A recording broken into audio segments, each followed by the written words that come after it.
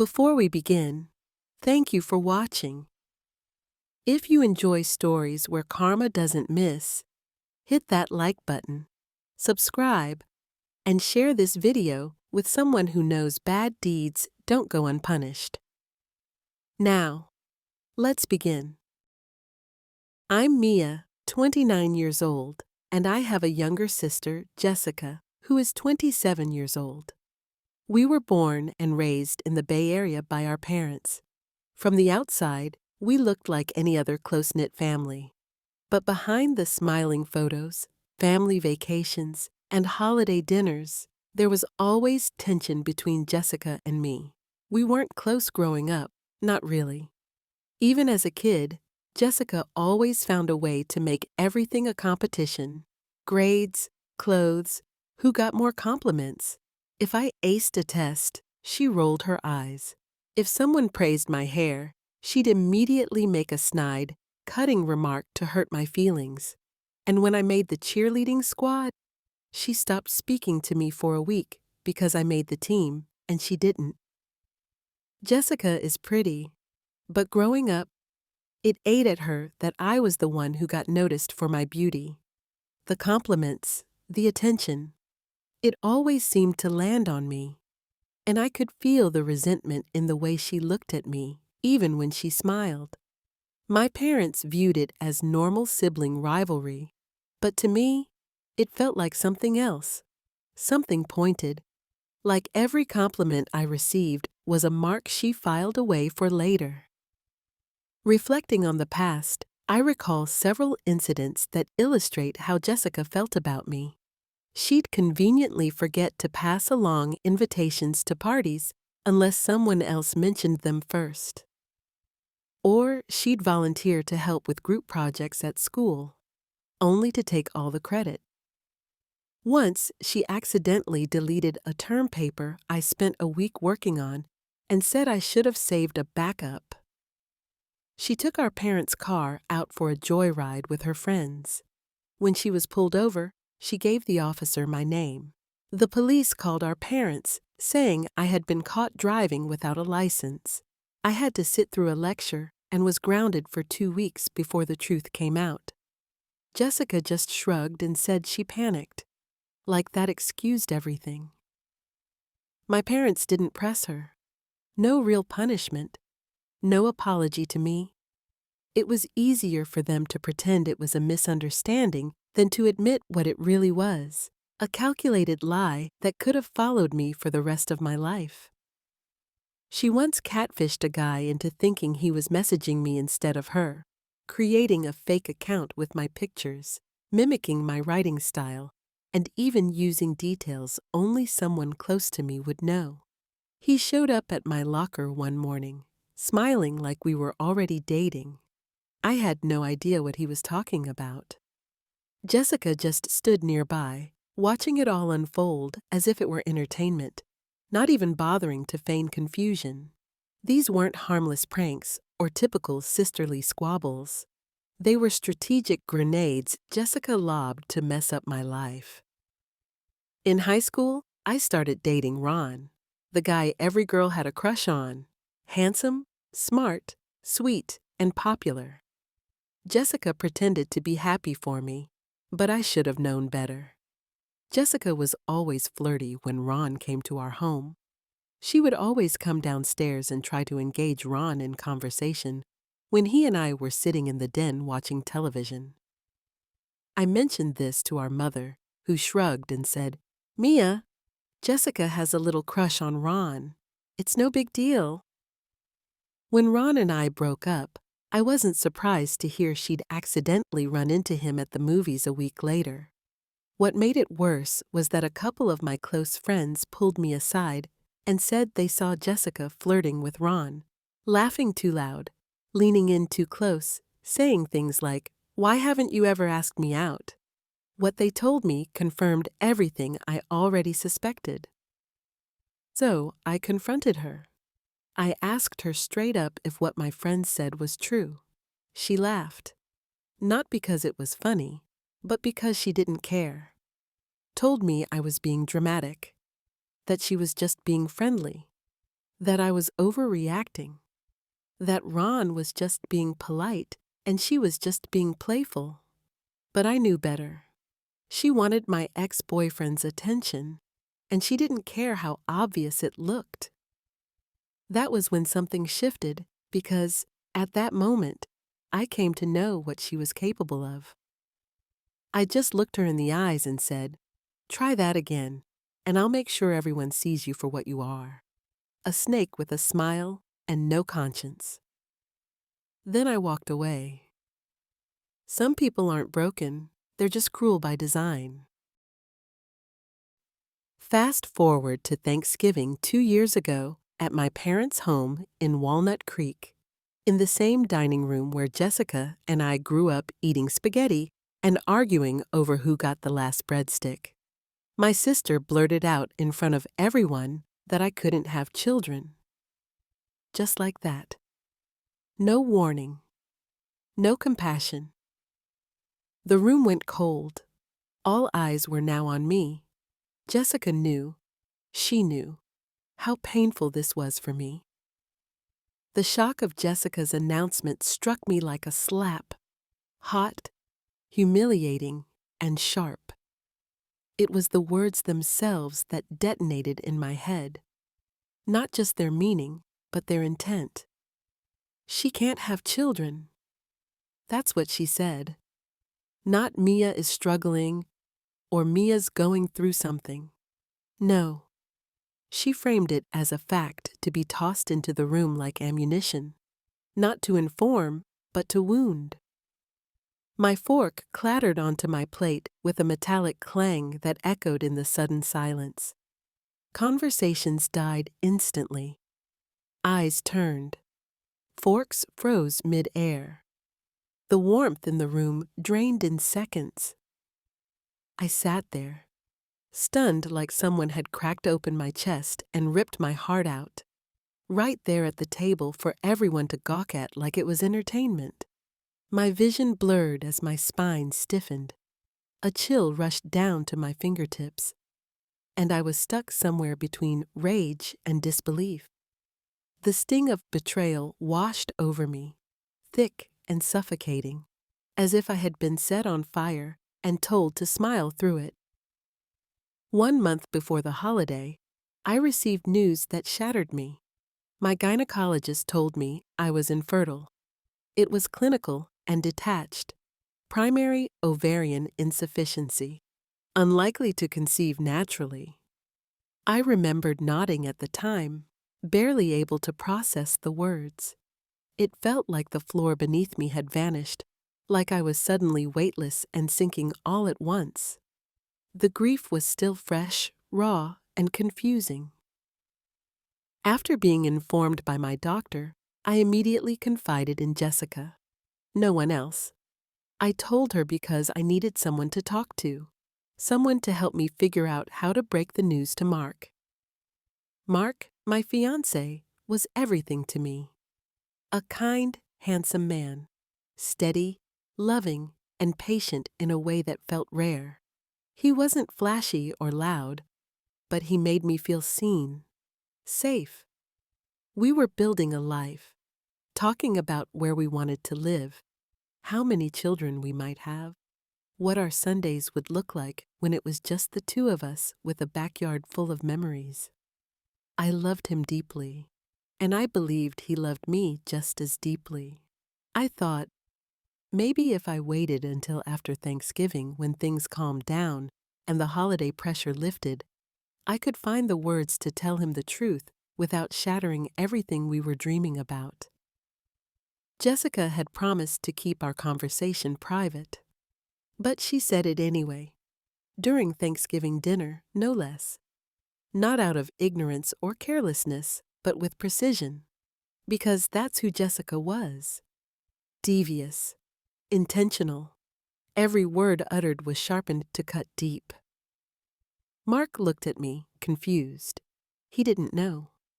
That's how he found out, through Jessica's venom disguised as casual conversation. My parents looked stunned for a second, but then, as always, they said nothing. No one came to my defense. No one berated her for her crassness. My mother simply cleared her throat and changed the subject while my father busied himself with pouring more wine. Jessica sat back in her chair, smirking like she'd won something. And maybe she had, because once again, she got away with it. Later, Jessica claimed she thought everyone already knew, said she was just trying to bring it out in the open, like it was her duty to disclose my personal pain. The only thing she wanted was to humiliate me. 3 days after the Thanksgiving dinner fiasco, Mark was gone. No note, no explanation, just gone. Clothes missing from the closet, his toothbrush gone from the holder, and silence where his voice used to be. I walked through our townhome like a ghost, trying to understand how everything had fallen apart so fast. I didn't even have time to grieve before life started unraveling. The calls from friends I ignored, the wedding plans I quietly canceled, and the nights I spent staring at the ceiling, numb. Then came the text message, the moment that transformed all the pain and confusion into clarity. Jessica, I, and some friends were at brunch a few weeks after Mark had left. Jessica had asked me to take a photo of her holding her latte like some influencer. She handed me her phone. As I lined up the shot, a text slid across the screen. Mark, why are we still hiding this? I told you, I'm not with her anymore. We've come this far. Don't you want to be with me? I stared at the screen, every syllable burning into my memory. The text wasn't vague. It was pleading, intimate. It read like the continuation of a conversation they'd been having for weeks, maybe months, the kind of thing shared between two people who had already crossed every line. I scrolled up to see more, a winking emoji, a blurry photo of the two of them in a dim restaurant, and her saying, "I wish I could wake up next to you every day." My entire body went still. My ears started to ring. And there she was, sitting across the table, stirring her lavender latte and smiling at the foam like we were just two sisters out for brunch with friends, oblivious, or maybe not. I felt my heart stop, a cold, hollow thud in my chest. My fingers clenched around her phone, and for a moment it was like my body forgot how to function. I looked at the screen, then at her, chatting like nothing had happened. I gave the phone back without a word. She didn't even notice, too busy laughing at something her best friend said, too confident that I'd never suspect a thing. At that moment, it finally clicked. This wasn't just about Mark, or that night at Thanksgiving. Jessica had always been this way. Even back in high school when she tried to hit on Ron behind my back, it was never about the guy. It was always about me, hurting me, taking from me, proving she could. On this day, I came to terms with the fact that my sister wasn't misguided or jealous. She was just cruel. 2 years later, present day. It's mid-afternoon on a Wednesday when I pull up to Jessica's house in Danville. I'm dropping off a diamond tennis bracelet, a maternal family heirloom. Jessica always admired it and wants to wear it to her upcoming baby shower on Saturday. Jessica and I rarely see each other unless it's at family gatherings. I have minimal contact with Jessica to preserve my sanity and remain out of jail because I no longer tolerate my sister and her manipulative crap. The only reason I am here at Jessica's home is because our mother had a doctor's appointment she couldn't reschedule and insisted I drop it off. I timed it so I'd stop by when I knew she wouldn't be home. Per our mother, Jessica has a standing prenatal massage on Wednesdays that she never misses. This way, I'd have no interaction with Jessica, no confrontation with Jessica, and no anything with Jessica. Just a quick in and out. she wouldn't get the satisfaction of needling me, and I wouldn't be ready to put a stake through her black heart. Mark, the same man who walked out on me without a word, without a goodbye, is Jessica's husband. And like Jessica, he shouldn't be home either. Mom told me he usually leaves early for work and stays late. Maybe it's for the job, or maybe it's to avoid going home. Who knows? Anyway, this is why I agreed to do this favor for my mother and stop by at this time. Because I was certain the house would be empty. How did Mark and Jessica wind up together, you might ask? Good question. I found out they were engaged 2 months after he vanished. The announcement came in a group family text sent by the conniving Jessica. A photo of their hands intertwined, her engagement ring sparkling, the caption, "She said yes." As usual, my parents didn't ask how I felt or check if I was okay. It was as if everyone collectively decided my heartbreak had a shelf life, and it had already expired. Mark married Jessica 6 months after she sent the engagement text. And just like that, she had everything I'd been building toward. I didn't respond to the text. I was done with Jessica and Mark, and I also harbored some contempt for my parents. Back to the mission at hand, I step onto the porch, lift the ceramic frog in the planter, and grab the spare key. It is exactly where my mother told me it would be. The moment I open the front door, I hear music, smooth jazz playing. Odd. I pause, listening. Then, faint voices, low, intimate. I quietly step inside, closing the door behind me without a sound. I move slowly down the hallway, past the framed maternity photos and tall potted plants.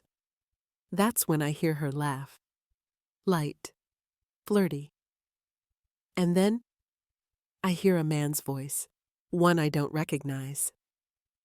I peek into the living room and see Jessica curled up on the couch with a man I've never seen before. He's close, knee brushing hers. They're looking at each other like they've known each other for a while. There's no guilt, no hesitation, just comfort, intimacy. Then I hear him say, "I can't wait to meet our daughter." And Jessica smiles at him and replies, "I hope she has your eyes, Adam." Then they kiss. Not a polite, uncertain kiss. No, this kiss is slow, deep, and passionate. The kind of kiss that doesn't come from guilt but from ownership. Like they're not sneaking around, but sharing something permanent, something already claimed. My entire body stiffens, and every muscle is locked in place. I take out my phone. Hands steady, breath shallow, I snap several photos of them kissing, her hand on his chest, his hand on her belly, and them both smiling like they're a family. I slip back into the hallway, walk out the front door, and close it quietly behind me. By the time I get to my car, I'm trembling, because the man inside her house isn't Mark. And now I know that the baby she's carrying isn't his either. It's Adam's. That's when it hits me. Jessica doesn't just ruin things. She destroys. Destruction is her calling card. That night, I barely slept. My thoughts race as I replay every detail of what I saw at Jessica's house. Jessica is draped over a man who isn't her husband. Pregnant, smiling, and whispering promises to someone named Adam. My stomach turns each time I think about it. By morning, the fog of shock lifts, and something else takes its place. Clarity. Jessica doesn't get to walk away from this unscathed. Not again. Not after what she did to me. This isn't just about revenge, not exactly. It's about making sure she faces consequences for once in her life, real ones. So I sit down with my laptop and begin planning. First, I print the photos I took of her and Adam. Not just one or two, every single one, her hand on his chest, his hand on her stomach, their kiss, her smile. Each image tells the truth in a way no words ever could. Then I type out a short note, get a DNA test. It feels cold, almost surgical, but it has to be. She'll never see it coming. I place the photos and the note in a large pink envelope. Then I gather the gifts I purchased for the baby, a small package of organic baby lotion, and a soft stuffed elephant I picked up at a boutique in Rockridge, designer onesies, and a blinged-out baby pacifier, and put everything in a large, colorful baby shower-themed gift bag lined with pink tissue paper. Saturday. I wake up refreshed, knowing today is the day Jessica will receive her comeuppance. I prepare breakfast, sit down to eat, slowly enjoying every mouthful. I pick up my phone from the table, go to the Notes app, and pull up a note. On it is the toast I'll make at the baby shower. It's simple, sharp, and true. I rehearse it until my delivery is flawless. I select my outfit for the baby shower with care. Elegant but understated. I want to appear composed and unaffected. I want Jessica to wonder what I'm thinking, to squirm and be uncomfortable. But most of all, I want her to feel the kind of pain she spent her entire life inflicting on me and other people. And Mark? He'll be there too, standing beside Jessica, smiling, clueless, just like I used to be. There's a certain symmetry to that. He made his choice. Now, he gets to live with the truth behind it. I won't need to say a word to him. The envelope will do all the talking. It's not just Jessica who deserves a reckoning. Some truths, when exposed, have a way of slicing clean through more than just one illusion. This time, Jessica doesn't get to control the narrative. I do. The baby shower is hosted at High Five Rooftop Bar in downtown Oakland, or Uptown as the area is currently known, featuring a full array of balloons, gift bags, a lavish catered spread, and scrumptious desserts. It's beautiful. I place the gift bag on the table set up for gifts. I spot Mark and walk directly toward him. I hand him the pink envelope. Then I walk to the center of the room, face my sister, raise my glass, and shout my toast to everyone assembled. To my sister, a woman who takes what isn't hers, breaks what she doesn't value, and lies with the kind of confidence only karma can correct. Cheers. Baby sister? Silence. A wave of hushed confusion spreads across the room. The clinking of silverware stops mid-air. People glance at one another, unsure whether they heard me correctly. A few guests exchange glances. Some shift uncomfortably in their seats. Jessica's best friend furrows her brow and mouths. What is she talking about? Someone near the bar chuckles nervously. Another whispers, "Did she just call Jessica out in front of everyone?" Jessica forces a smile, clearly rattled. She lifts her glass of sparkling apple cider halfway, unsure if she should follow my lead or challenge me in front of the crowd. Her hand trembles slightly. One of her college friends elbows her and asks quietly, "Is everything okay?" The air is thick with awkward tension. The DJ, oblivious or perhaps choosing to stay out of it, lets the current playlist roll. A soft R&B track that suddenly feels too sensual for the occasion. No one claps, no one toasts, no one says a word. Even the kids seem to sense something's off. A little girl clutching a balloon looks between the adults with wide eyes. I don't stay there to clarify. I don't need to. I walk to the other side of the room and watch as Jessica tries to collect herself, and Mark still holds the envelope in his hands, his brow furrowed. His fingers slip beneath the seal as curiosity edges out confusion. He is unaware that he is about to open Pandora's box, which will upend his life and change everything. Guests are still murmuring, but they have no idea the real fallout is about to begin.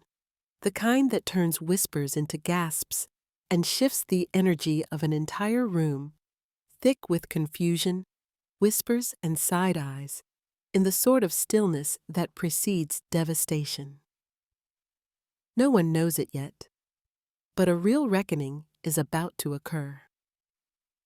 Not a single person here is ready for the destruction that the envelope will bring. Mark opens the envelope. He flips through the photos first. Then his eyes widen upon reading the note. He looks at Jessica, realization flooding his face. Mark glares at Jessica. She is still stunned by my toast and now confused by Mark's angry face. Mark's mother, standing nearby, snatches the envelope from his hands. Her eyes scan the evidence. Her face hardens with rage. Mark's mother storms across the room. She grabs Jessica by the wrist, leans in close, and hisses, "You humiliated my son!" Then, without hesitation, she slaps her across the face, hard, loud, final. Jessica gasps. The room goes completely silent again. Not even the babies make any noise. Jessica cries and screams at Mark to listen. She collapses into a chair. "It was a mistake, Mark. I didn't know how to stop it." Mark shakes his head. "We painted the nursery and picked out names together, Jess. You let me believe the baby's mine." Then he walks out. Mark's mother squeezes the envelope tightly and follows him out. No one even pretends to look away. Guests stare, eyes wide, mouths half open, suspended in disbelief. They cling to every word, every movement like it's the explosive finale of a reality show they didn't know they signed up for. Whispers surge like a wave. Some gasp behind manicured hands, and others lift their phones in shaky disbelief, capturing the fallout in real time. It's chaos wrapped in curiosity, and Jessica's collapse is the twisted centerpiece everyone came to watch. Jessica's best friend runs to her side and tries to calm her down. Jessica is now slumped in the chair, hyperventilating, mascara streaking down her cheeks. Our mother, having witnessed every second of the unfolding chaos, stands stiffly off to the side, speechless for the first time in my life. She doesn't defend Jessica. She doesn't even look at me. She stands there, staring blankly at no one as if her brain is trying to catch up to what her eyes have just seen and her ears have heard. But then something in her face shifts. Her expression hardens with shame and regret. She walks past the crowd and stands beside Jessica, looking down at her as if she doesn't recognize the woman in front of her. "Jessica," she says firmly, "your father and I didn't raise you to be duplicitous, manipulative, and evil. We gave you everything: love, support, and multiple chances. But I ignored warning signs for years. Now I see just how blind I was. You intentionally set out to destroy people. You betrayed your sister for selfish reasons. You cheated on your husband, who is clearly a piece of crap. Nonetheless, actions have consequences. Your lies and hatefulness have finally caught up to you. Oh yeah, I'd normally go to war if someone touched my children, but you deserved that slap." Jessica sniffles, trying to speak, but our mother raises a hand to stop her. She turns to me, finally meeting my gaze. "Mia, I should have listened to you. I should have believed you. You are so strong and resilient. I thought you could handle anything that came your way, so I defended and babied Jessica. I'm so sorry." I let the silence hang between us, watching the emotion behind her eyes shift from regret to something deeper. You didn't just fail me once, Mom, I say quietly. You placated Jessica and excused her transgressions. You and Dad stood by and treated me as if I were the problem. She opens her mouth, but no words come, just shame in her eyes. I don't need a grand apology, I add. I needed you to believe me when it mattered. I'm glad that you finally see that what I and others have said about Jessica all along is true, but that realization, it's years too late. She nods slowly, tears welling, but I'm not moved. It'll take time, I say, and time alone doesn't guarantee forgiveness. Mark, still near the elevator, hesitates. He turns around, sees me, and walks back toward me. Mia, he begins. I'm sorry. For everything. I was stupid and weak. I look at him, calm and detached. You didn't just break my heart. You broke my spirit. You made me question my worth. And now you know what it feels like to be played, cheated on, lied to, and publicly humiliated. He looks down, ashamed. As they say, I continue, stepping closer. All dogs have their day. Today is yours. That envelope took care of that. I hope that in the future you will treat people better. Because as the adage goes, a cheater's triumph is short-lived. Karma has the final say. I toss a final look of pity at Mark and slowly walk to the elevator, heels clicking in rhythm with my heartbeat. With each step I take, it feels like emotional weights and shackles are dropped, making me feel free and lighter. Adding to my happiness, I realize I haven't touched a single red velvet cupcake, managing to stay within my daily caloric count. I outed Jessica and saw her and Mark receive payback, while I didn't gain 1 pound. Best day ever. Some say I went too far. Others say it was long overdue, but tell me, was justice served? Who was really wrong? Comment your thoughts below.